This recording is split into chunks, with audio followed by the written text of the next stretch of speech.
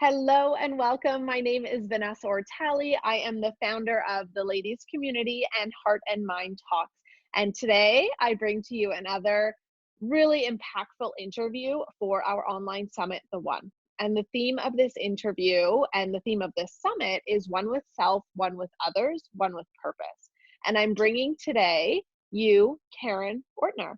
Welcome, Karen. I'm so happy to have you here. Thanks so much. I'm so excited to be here. This will be so fun. So Karen is a trauma expert. And why I wanted to bring her in is to really chat about how to heal our trauma and how to know when you're living from your trauma and you're not really sure. Because what I see in our community is, number one, people don't always know how to heal. It seems really overwhelming and really scary. And or they don't realize when their reactions and their actions are in response to their trauma that they're still holding within their body. So we're going to dive all into that today. Yeah, this will be fun. Good. Yeah. Good. So let's start, Karen. Tell me a little bit more about what you do and how you got into this work. And then we can give some more tools so that people can start today healing that trauma.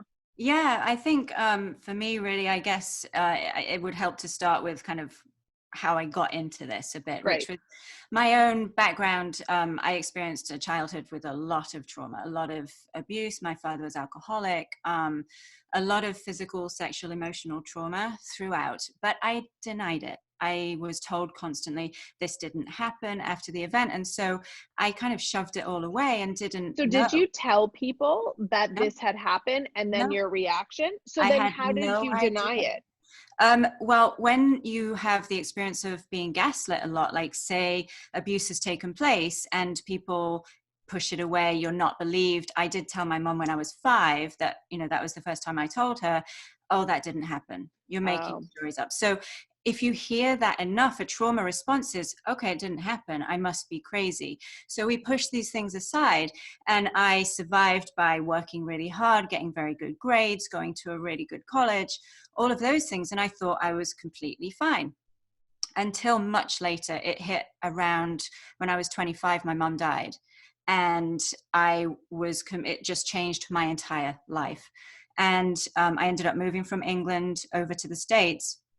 And back then I was in movies and doing all this stuff. And I just was like, I'm not really helping anyone by doing this. It's fun, but I decided to retrain. And that's when I learned EFT tapping. I learned a lot of energy healing modalities and many different things like that, the somatic experiencing.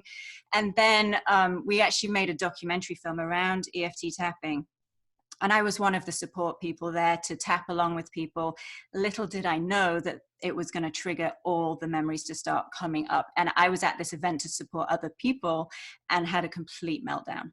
And it was quite shocking to me. That was the first time I was like, wait, something really happened.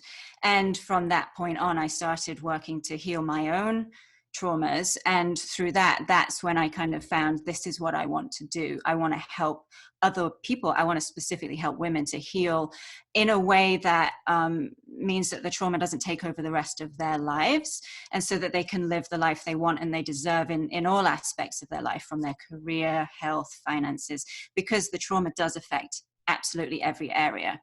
That's how I got into it. how was the trauma living in your body?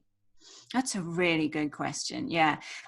For me, I didn't have flashbacks in the way of visual flashbacks. It was somatic, so body-based things. So I wouldn't understand why I'd be walking down the street and suddenly get a shudder, or suddenly get shoulder pains or backaches. Or if my husband would hold me in a particular way, I would go into rage or panic and not understand it. So it was living in me in a very physical, very visceral way. But also in response to my children, I noticed that was a very key thing. When they would be too loud, I would see myself flying into that state of hypervigilance, and it just didn't feel safe. And that's a key thing for people to look out for, is really, how am I responding to situations that are, quote unquote, normal, in a hyper exaggerated way? That's one of the key things that people can start to look for. What are some other reflection questions people listening if they're not sure that they're living in trauma? What are some other red flags or signals that they're thinking, maybe this is me? Yeah, I think resistance to things is a good one to be aware of. So, say, for example, an opportunity comes up for speaking, right? You're going to be asked to speak at a school event or something like that, whether it's a PTA meeting or whether it's in a board meeting. It doesn't really matter the number of people or what the experience is. What can happen is we can say yes and we can be excited, and yet our body says no.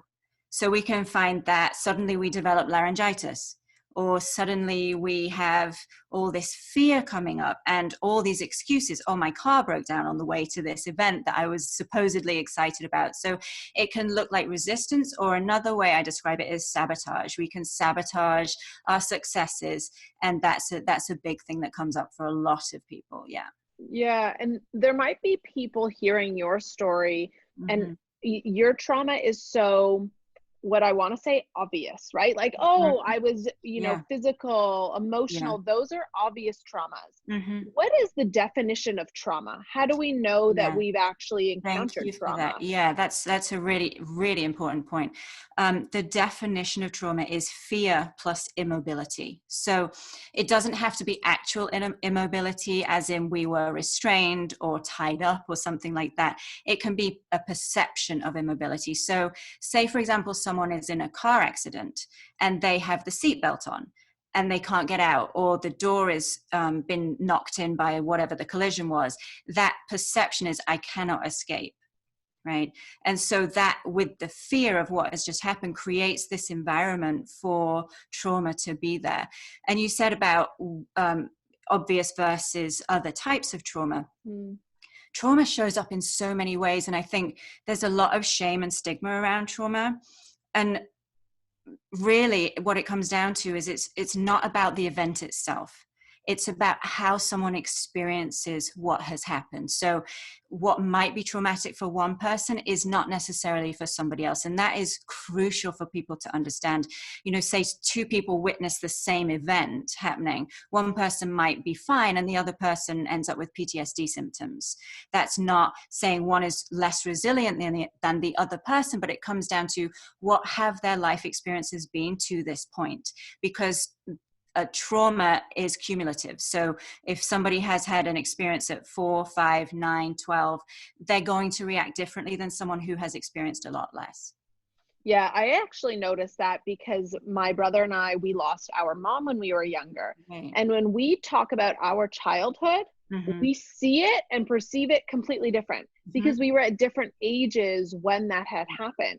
So that was really interesting to me. Yeah. And that's really common within families. How come you thought it was this way and I thought it was this way? And so it is so individual. And really that's what we have to understand and kind of comes to terms with when we're healing, that it is such a personal experience and there's no right or wrong. It's about the lived experience and the validity of everybody's experience. Yeah, I also see trauma, and maybe I'm incorrect. So this is, a question to you, is I also see trauma as continued perception and conditioning in my mind, because so much of my trauma and healing and the tools that we're going to go over with you today that I've also used in my life, I've used to recondition my mind as to what I was brought up to believe my life should be or I should be. Right. And I kind of describe that as if, you put a pair of sunglasses on that have a red tint to it. We're going to see everything through that filter. So everything's going to have that same color, that same hue. And when we can take those off and start to see the world view that we have slightly differently, that can help us to shift that perception. And is that still considered trauma, or is it just conditioning based on the life that I was brought up in? I guess it depends. If it feels traumatic, then I would always say then it is, and we'll approach it that way. And as that Got it. shifts, then that's fine. Yeah. So this goes back to how it feels in our body and how we react to those experiences. Exactly. Yeah. Okay. Yeah. And honoring that, I think that's really, really important. Yeah. So if people then are at the point where they say, yes, I think I have trauma and I need to heal that. Right. What are some small steps or the first steps people can take in order to go down that path? Well, I like to think for the beginning, when people are approaching it, is kind of if we take our life as a wheel, right? If you imagine, you're driving your car along and that's your wheel of your life, right? And you might dissect that wheel into finances, relationships, career, health, well-being, all of those different fundamental building blocks of the life that we lead. How is your wheel of life running right now? Is it going smoothly? Is it really super bumpy? Is it going to crash? All these things. And so we can take stock and just sort of get to thinking, oh, my finances are great, but my relationships are really not doing so well. And what that gives us when we look and maybe the wheel is kind of lopsided, right? We can start to say, this is the area that needs attention. So this gives us a clue as to where I'm going to begin to put my focus as I'm doing this work. And then celebrating the things that are going well and using that as the anchor to say, look, this is going brilliantly, and I'm going to celebrate how well my finances are doing, and I'm just going to boost up the other pieces over here so that I become more rounded. Right. So if someone says, okay, relationships, I think I Mhm. want to go and dive deeper into that, Yeah. where do they go from there? Yeah, it's about looking for things called limiting beliefs. So Hmm. when I do this work, it's very big onto the unconscious things that we say to ourselves without knowing about it all the time. Like, oh, I'm just not good at meeting people. I never managed to stay with someone long term, or all the things that people come up with. And I'm sure you've heard a lot of these as well. Yeah. Yeah, Everything and after you yeah, put I am whatever, yeah. those are Uh-huh. usually limiting beliefs. Right. So we can Yeah. start to make a little list of those for ourselves in a journal or wherever, computer, whatever it is, it doesn't really matter. And just start to begin to say, is that really true? Or is that something I either heard, was told, or have just taken on without questioning it? Yeah. Questioning ourselves is a really big thing, saying, is this the truth? Right. Yeah, that's such an important part. Number one is the awareness of what Mhm. is going on here. Right. Let's talk about some of these tools. I want to get Mhm. into Yeah. EFT. What is EFT and I know. It's funny. how does that mix with Yeah. healing trauma? Yeah. I love this tool so much. It just lights me up every time I talk about it. So it's a little bit like acupuncture in the fact that it's based off of ancient Chinese meridian points. And there are meridian points throughout our bodies, which are energy centers. And really with the EFT tapping, what we're doing is stimulating, and I'm touching the eyebrow now, and then the side of the eye. There's these different points that we touch that move the energy flow. I kind of describe it as if you have a drain pipe, and it's filled up with soil and leaves and all the yuck from the winter. And we're trying to flush it out with some water, and everything's getting stuck. So by tapping on these points, we're allowing that water to flow through the pipe and to clear out all the stuck energy, all the yuck, and just get things moving and flowing in our lives. And how it shows up, it's not just energetically, it's throughout all the areas of our lives. Yeah, so Yeah. that's really how it works. And then how it relates to trauma, we identify what the challenge is, and then we use those challenges and those words to feed it into the tapping. And it is based just on saying our truth. This is how I feel right now, without judgment, and then working to clear it from there. And one thing that I would like to add with that is, so many people get afraid of this, in the sense that, aren't we supposed to just focus on the positive? And yes, that's so important. And what we'll find is resistance unless we're willing to dig deeper and do the work. And I love Louise Hay had a quote where she said, if you want to clean a house, you have to see the dirt. And I think that is so true when it comes to the tapping. If we're going to really do the work and get the results, we have to be willing to see what's wrong in order to clear it. So before we go into actually how to tap, Mm-hmm. I want to talk about this Yeah. part that you just brought up of the feeling. Yeah. How do you properly feel the Mm-hmm. trauma and the pain so that we can move through it? Because I am also a firm believer that I had never felt my pain. Yes. And until I started reading, healing and a lot of self-development, and looking at, did I actually feel the pain of my mom dying? And I literally remember sitting in my bed and thinking, okay, where am I feeling this in my body? Like my Yeah. throat, my Yeah. chest. And trying to get in tune with my body to know Mhm. how pain feels in my body. Yeah. And that's really important, and it's something that people struggle with all the time, because we're wired to stay away from things that are painful, right? So people do something called dissociation, which is where they will distract and leave the body. So they'll either do that by eating, gambling, addictions. There's so many different ways that people will avoid feeling the pain. So it's important to do it in a gentle way, in a way that is safe and not overwhelming, because if we don't do it in a managed, contained way, it can be re-traumatizing, and that is not helpful. So part of what I do is something called somatic experiencing, which is sensing into the body in incremental ways that feel safe and containable, without flooding and doing all of those things that are not helpful.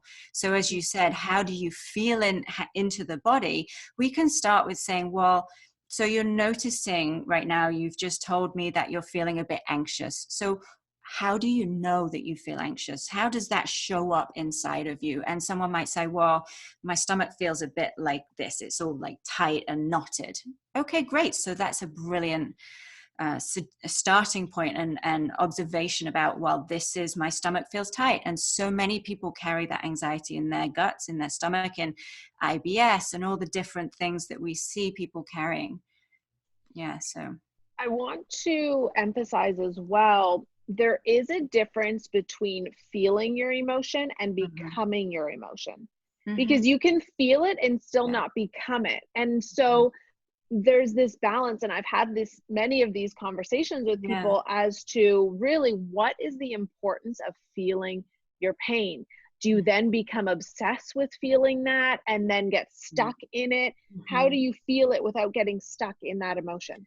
Yeah, that's really great, and I'm really glad that you brought that up, because some people, it can become obsessive. Like I have all these pains, and it feels like it's never going to change. When we can do something such as bringing on, it's called the observer, right? So we're just Mhm. going to just notice, and just without being attached to it. A way that I love to do that with people is to have them draw a stick figure on a piece of blank paper, and then color in with markers or a pencil, it doesn't matter, where they're noticing the sensations within their own body. And what that does is it creates a little bit of space and distance from it being inside of them. So they see it on the paper and they don't get attached to it as much. And they can say, oh, yeah, I'm noticing this thing in my shoulder, but it's not as if it's stuck to them. They can just have that bit of space, that observation, without it being something they have to cling to, and that helps it to move. Very Yeah. cool. And then tapping also would help in Mhm. this situation as well. Absolutely. Yeah. So that's really, if someone's by themselves, I might say, so you don't get overwhelmed, try this kooky little thing. And then tapping, when they notice it, we tap and it moves through and it clears. And it might, sometimes something else might come up, and we call that's a different aspect of this. It's a different piece. Sometimes someone, as you said, with the grief, you might start with grief and then some anger might pop up. It's like layers of an onion, and it's very cool to watch it unfold. Yeah. Yeah, and the cool thing about tapping is that you can notice a difference right away Yes. after Yeah. one cycle through. So Yeah. let's go through the Yeah. cycle and how to actually do it so that people can try Yeah. this at home. Great. So I'll introduce the points first, and then do a little tapping. So we always Perfect. start on what's called the karate chop point, which is just the side of the hand. And it doesn't matter which hand you use, okay? And you want to think like you're tapping on a table. It's not really hard. You're not going to leave marks or anything. It's nice and gentle. And then I always go to the top of the head after that. And it's right in the center of the top of the head. The And do you next tap point, then with your yeah, full it's just with hand the or your four fingers? Your fingers. four Yeah. fingers. Yeah. And then I take probably two fingers and do the eyebrow, which is right at the start of where the hair is there. And then the side of the eye, you should feel the eye socket bone. And it's just right at the corner there. And then underneath the eye, the under eye point is again on that bone. And then there's the under the nose point. Some people like to curl their lip down to find that. It's just right there.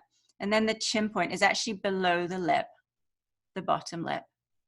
And then the collarbone. This one is tricky for some people. You can feel the collarbone on either side and then come down just a couple inches, and it feels a little bit tender.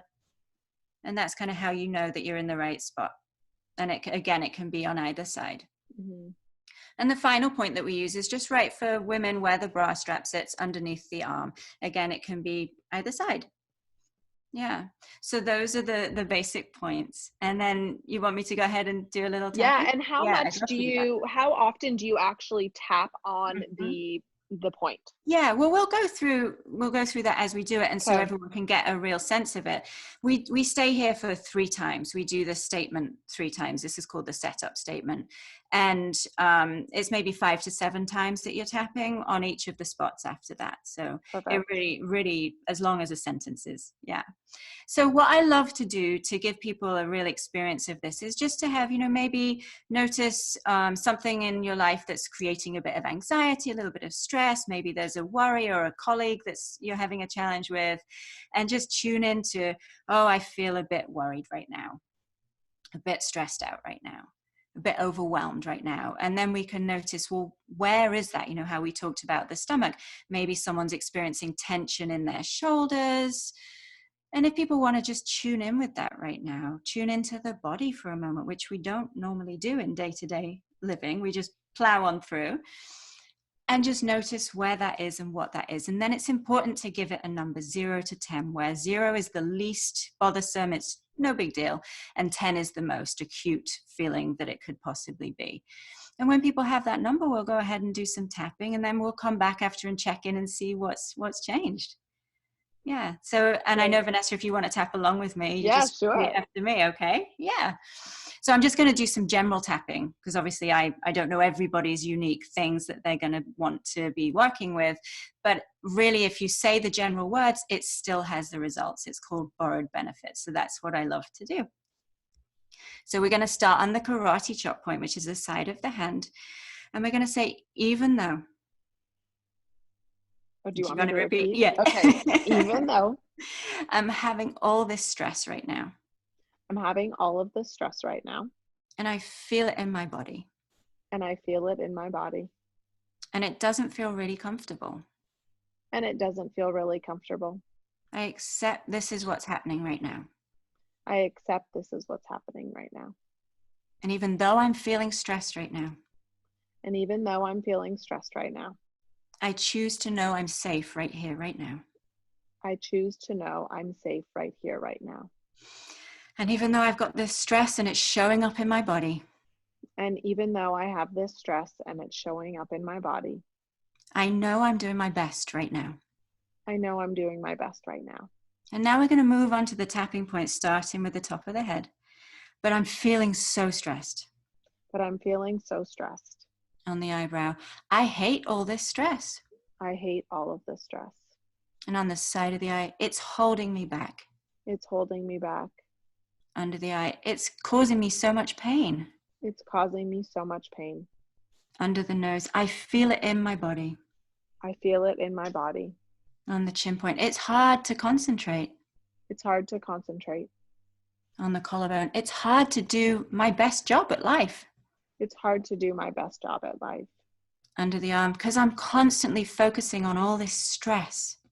Because I'm constantly focusing on all this stress. On the top of the head, I wonder what would happen. I wonder what would happen. On the eyebrow, if I could release just a little bit of this. If I could release just a little bit of this. On the side of the eye, just a little bit of this stress now. Just a little bit of this stress now. Under the eye, if I could bring it down just a bit. If I could bring it down just a bit. Under the nose, so that I could feel a little more calm and peaceful. So that I could feel a little bit more calm and peaceful. On the chin, it would feel good to feel calm. It would feel good to feel calm. On the collarbone, I wonder what else I could achieve if I felt calm. I wonder what else I could achieve if I felt calm. Under the arm, if I felt that clarity and space. If I felt that clarity and space. On the top of the head, so I choose to let go of this anxiety now. So I choose to let go of this anxiety now. On the eyebrow, I give myself permission to release it. I give myself permission to release it. On the side of the eye, letting go of this anxiety now. Letting go of this anxiety now. Under the eye, releasing it from every cell in my body. releasing it from every cell in my body under the nose, so I can be open to who I truly am. so I can be open to who I truly am On the chin, and what I'm truly capable of. and what I'm truly capable of.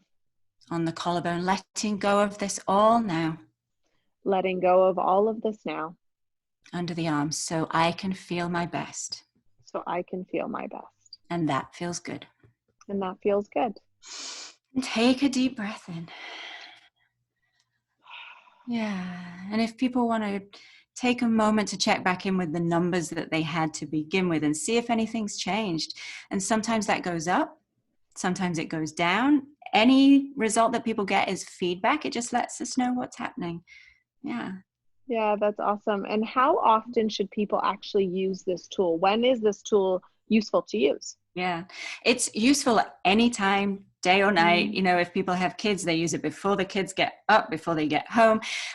People often forget to use it in the moment, and that's cool. That's fine. And just use it as soon as you can. I think there's no maximum use.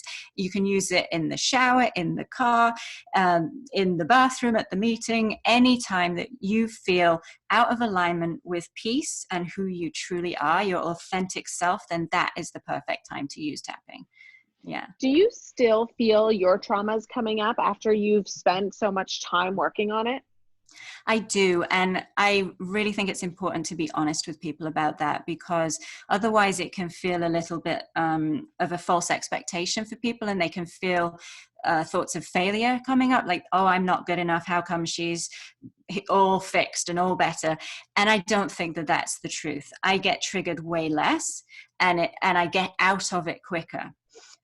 But sure, I still get triggered, and I take triggers to actually be helpful, because they show me still what needs to be resolved. So I guess I've shifted my perception on what that means to be triggered. I don't take it as a failure or dangerous now. It's just feedback and it's information. Yeah. Yeah. What other tools or rituals, what does your practice look like so that you can continue to connect with yourself? Mm-hmm.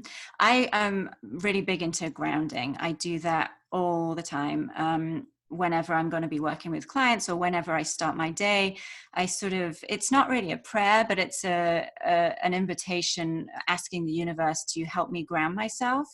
I use the chakras, and I use Mother Earth, and I ground my feet there, and just invite my presence to be here today in this space, in this moment, and to remain connected to myself and my core, no matter what's happening around me. So, and that's something that I do at the start of the day, but it's also something that I do when I do feel myself getting knocked off course. Maybe someone's yelling at work or something like that, and you just feel, oh, that energy is a bit challenging for me right now. I'll mentally just remind myself to ground back into my body and into this moment, and reminding myself that I am safe in this moment now. That's a big one after trauma, the safety piece. Yeah, that's a good one. How do you feel that practice, as well as healing your trauma, how has it changed your relationships with others? Oh my goodness, it's changed, I think, everything. Yeah, completely. I am better able to be me. I think before doing this, I was much more of a chameleon. And I mean that in the sense of trying to preserve safety. I was always hypervigilant. What are they thinking? What are they feeling? How can I adjust and keep myself safe? I wouldn't express opinions. And with this work, I found I'm much more able, and that's what I coach other people to do, is to be able to stand in their center no matter what's happening around them. Yeah. Yeah, and I often will see that also even within myself as my reactions change. I'm better able to manage my reactions so that I'm able to show up as myself instead of getting caught up in what's going on. That's definitely true. To not get, into the drama of whatever's happening, to just be able to stand back that little bit and just say, that's interesting, but not be absorbed in it. Yeah. Right. It goes back to what you were saying before of being the observer and practicing as that. Yeah. If people want to know more about you and tapping and what you do with people, where can they find you? They can find me on my website. It's just KarenOrtner.com. Yeah, I'm on there. Awesome. I'm And on social as well. They can look me up there. Yeah. perfect. And if you're just listening, you spell her last name Ortner. So Karen Ortner, find her on Instagram, Facebook, or her website. And I know she also is launching a new membership. Can you tell us a little bit about that? Yeah, I'm really excited about that. It should be in the next 2 to 3 months that it'll be out. And it's a 12-month program membership where each month it'll be a different aspect of healing trauma. So it'll be, how we deal with panic, how we deal with anxiety, and every aspect from finances, relationships, health, well-being, all of those pieces will be covered, and there'll be different content for each month. So yeah, I'm super excited to get that out. Yeah. That'll be so fun. Thank you for Yeah. giving us so many tools today and for chatting more about this topic so that we can really feel our bodies, feel our trauma, and start to heal so we can really improve our relationship with ourselves and others. It's such a key part that we need to talk about more. So It thank is, you. and I'm so thankful for the opportunity to talk to you and to be here and to share this information. Yeah. Awesome. Thank you. And thank you so much for listening. I hope this helped you. Go out there, try this crazy tapping thing and see how it feels for you, and just be open to looking at that trauma healing so that you can just step into your true self, like Karen was describing, of being more you, because it just feels better when you're more you. So Yeah, does. right. So have a great day. Thanks again. We will chat with you soon.